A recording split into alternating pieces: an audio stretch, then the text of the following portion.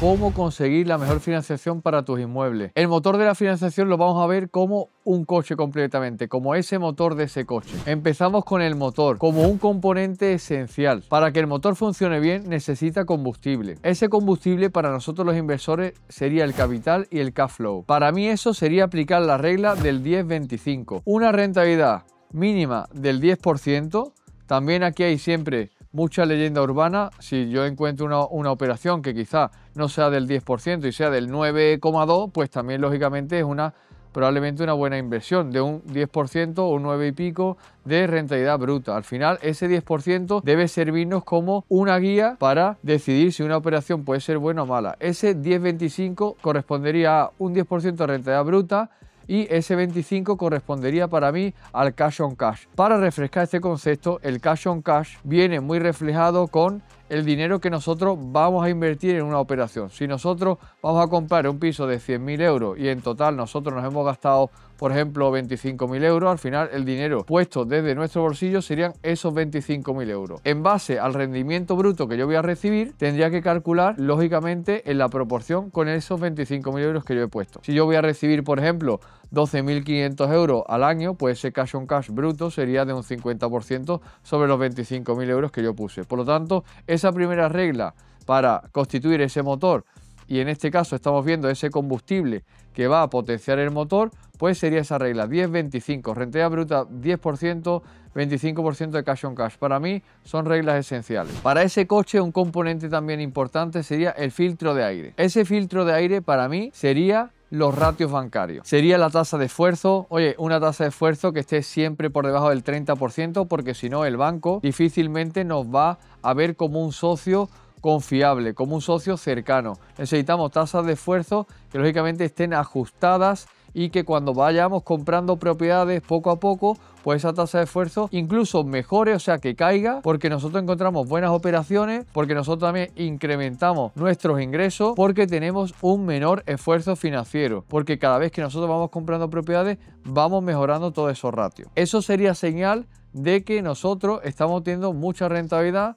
o una buena rentabilidad en nuestras inversiones. Otro ratio importante sería el ratio del disponible para vivir. Si nosotros ganamos un salario de 3.000 euros y pagamos en cuota, por ejemplo, 600 euros y tenemos disponible para vivir 2.400 euros, y de esos 2.400 euros nosotros ahorramos, por ejemplo, un 50%, 1.200 euros, pues será un ratio bastante importante para el banco, porque eso indicará que lógicamente tenemos unos buenos ingresos, que al final de esos ingresos destinamos una pequeña parte a lo que son préstamos e hipoteca. En muchos casos, si nosotros somos inversores inmobiliarios, irán destinados a generar mayores rentas, y que de ese dinero que nosotros recibimos no nos lo gastamos en cosas superfluas o en cosas que lógicamente no van centrados en el propio crecimiento del negocio inmobiliario, sino que lo destinamos a un ahorro, y ese ahorro lo que hace es potenciarnos pues esos ratios de solvencia, esos ratios de liquidez, y que nos dan mayor estabilidad en los ingresos. Por lo tanto, muy unido a eso sería también el ratio de la capacidad de ahorro. Esa capacidad de ahorro en base a, bien comparada con lo que nosotros ingresamos, lo que sería por ejemplo el salario, o lo que sería el salario más las inversiones que nosotros tenemos,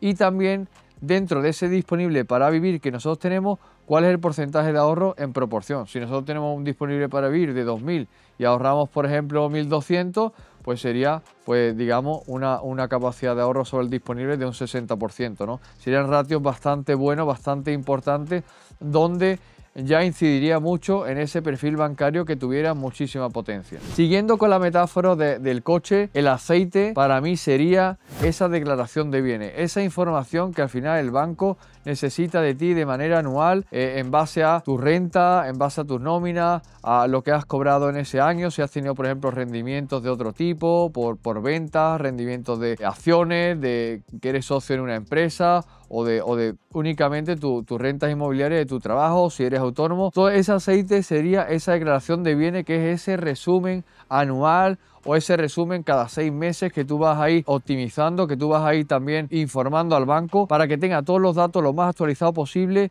y lo más transparente posible, para que al final, si tiene que confiar en ti, que lógicamente tenga toda la información a su disposición y que esté lo más actualizado posible. Cuando nosotros vamos a solicitar una financiación, el banco siempre se va a asegurar de que esta documentación esté actualizada, para que los ratios en base a esa concesión del crédito sean lo más justo, lo más ajustado posible y lo más real. De esa manera nos van a incidir también esa declaración de bienes, esos tipos de interés que nos van a ofrecer, esas vinculaciones que también nos van a ofrecer. Por lo tanto, ese aceite para ese motor va a ser esa declaración de bienes, tenerla siempre optimizada, tenerla siempre actualizada. Y una parte muy importante sería ese sistema de transmisión. Ese sistema de transmisión lo que quiere decir es que cada vez que vamos metiendo una marcha, cada vez que vamos comprando, pues vamos acelerando cada vez más.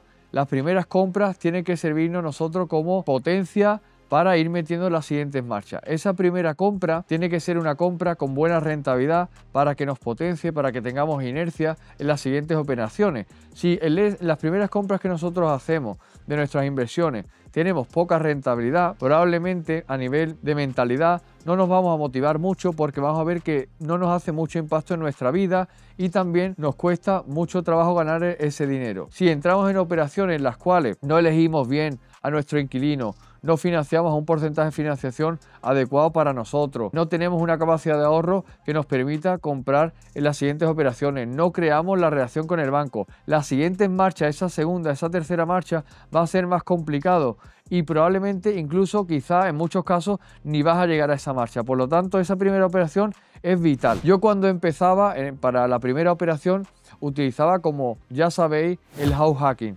Yo compartía vivienda con otras personas y de esa manera podía compartir, en este caso gastos, tanto el internet como la luz, como el agua, como otros gastos en este caso de la casa, y me permitía pagar en parte esa hipoteca y compartir los gastos con otras personas. De esa manera potenciaba para meter esa segunda marcha. Esa segunda marcha, ya una vez que has alcanzado esa primera, que es esa primera operación con buena rentabilidad, sería esa segunda operación. Esa segunda operación en un plazo de quizás 12 meses, 14 meses, depende mucho también del ahorro inicial que empiece la persona, depende también mucho de esos ingresos, pero sería esa segunda operación que ya te va a consolidar como un inversor que ya no únicamente tiene una única propiedad, sino que ya tiene una segunda y va buscando quizá en las siguientes marchas una tercera o una cuarta propiedad. Pero esa segunda propiedad te va a consolidar como un inversor inmobiliario que sabe encontrar buenas oportunidades, que compra por debajo de mercado y que esas oportunidades tienen rentabilidad suficiente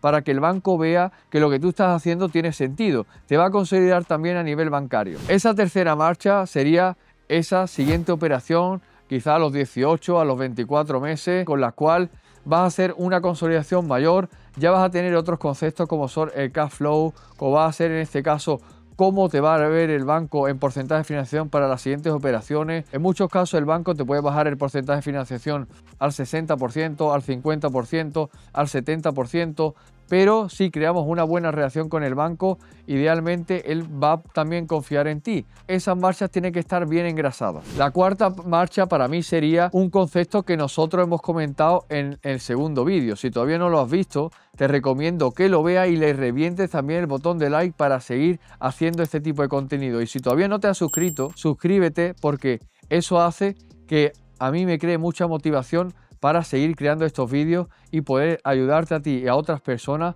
a que esto se difunda más y que el conocimiento en finanzas personales y en perfil bancario vaya creciendo. Pero volviendo a esa cuarta marcha sería la pool bancaria. Nosotros únicamente no podemos trabajar con un único banco. Si nosotros tenemos una liquidez ajustada, pues lógicamente va a ser más complicado que nosotros ampliemos esa pool bancaria. Pero si tenemos una liquidez que nos permite estar en distintas entidades, tener una vinculación en distintas entidades, nosotros lo que estaremos creando son relaciones con todos esos gestores, con todas esas entidades. En vista que nosotros vayamos a hacer una nueva operación, podremos ver y evaluar lo que me ofrece una entidad, lo que me ofrece otra, la confianza que me tiene una entidad, lo que me ofrece otra. Y no únicamente seguir pidiendo crédito, por ejemplo, en nuestra entidad de toda la vida, de la esquina del barrio, lo que sea, y no evaluar la siguiente. Por lo tanto, esa cuarta marcha, que ya es muy importante y que estamos ya potenciando y a una velocidad bastante óptima, sería un poco ampliar ese pool de entidades con las cuales vamos a crear una relación a largo plazo. Y ya para esa quinta marcha, ya con buena velocidad, sería un posicionamiento quizá en banca privada, en banca premier, en una banca, digamos, ya vista para personas que patrimonialmente están creciendo, que tienen buenos ingresos, que tienen un cash flow de esas inversiones, que ya tiene una capacidad patrimonial importante y que al final te potencia en un segmento distinto a lo que es un cliente normal. Ya te potencia en un segmento donde se te ve como una persona confiable, con una persona que ya tiene un track record, que ya tiene unos ingresos importante, que tiene un patrimonio importante y por lo tanto todos los productos, todos los porcentajes de financiación, todos los tipos de interés que se te ofrece, pues va a ser probablemente distinto a lo que es un cliente normal o lo que es un cliente cualquiera, sino que vas a tener una segmentación basada en ese perfil que tú realmente eres y en ese perfil que tú ya estás creando. Lo que es un inversor, un rentista profesional que hace buenas operaciones, que sabe y habla el lenguaje de los bancos, que habla el lenguaje del dinero y que al final lo que está intentando es hacer una escala de su propio negocio inmobiliario. Espero que esta metáfora del coche te haya servido mucho. Déjame en los comentarios lo que piensas. Si quieres que creemos y que profundicemos todavía más, revienta, como hemos comentado, el botón de like, como hemos hecho en el primer vídeo, en el segundo vídeo y en el tercer vídeo. Revienta este también. Suscríbete si todavía no lo has hecho para dar mayor difusión y para ayudarme con el canal a mí también. Te espero en el siguiente vídeo. Muchas gracias.